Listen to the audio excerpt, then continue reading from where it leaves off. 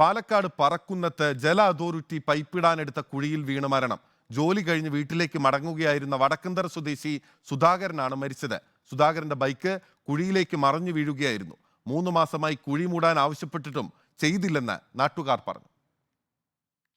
ഇന്നലെ വൈകിട്ട് 7:30 മണിയോടുകൂടിയാണ് പാലക്കാട് പറക്കുന്നതിന് സമീപം ഈ കാണുന്ന കുഴിയിലേക്ക് വണ്ടി മറിഞ്ഞു വീണ് വടക്കന്തറ സ്വദേശിയായ സുധാകരൻ മരണപ്പെടുന്നത്.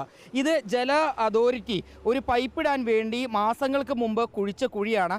ഇത് കൃത്യമായി ടാർ ചെയ്ത് മൂടാത്തത് കൊണ്ടാണ് ഇന്നലെ ഇത്തരത്തിലൊരു അപകടം സംഭവിക്കുകയും പാലക്കാട് വടക്കന്തറ സ്വദേശിയായ സുധാകരന് ജീവൻ നഷ്ടമാവുകയും ചെയ്തത്. മക്കൾ വിരുന്ന് വന്നിട്ടുണ്ട്. അപ്പോൾ മക്കൾക്ക് ഭക്ഷണം വാങ്ങിക്കാനായിട്ട് പുള്ളി ഇരുചക്ര വാഹനമായിട്ട് വന്നതാണ്. ആ മഴ ചാറിലൂടെ കുഴിയിൽ വെള്ളം വീണ് എന്നാണ് അറിഞ്ഞത്.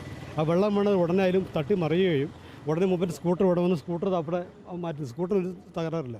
പുള്ളി ഹെൽമെറ്റ് ധരിച്ചിട്ടുണ്ട്. ഇന്നലെ ഈ സംഭവം നടക്കുന്ന സമയത്ത് ഇവിടെ ഉണ്ടായിരുന്ന തൊട്ടടുത്ത് തന്നെ തട്ടുകട നടത്തുന്ന വ്യക്തിയാണ്.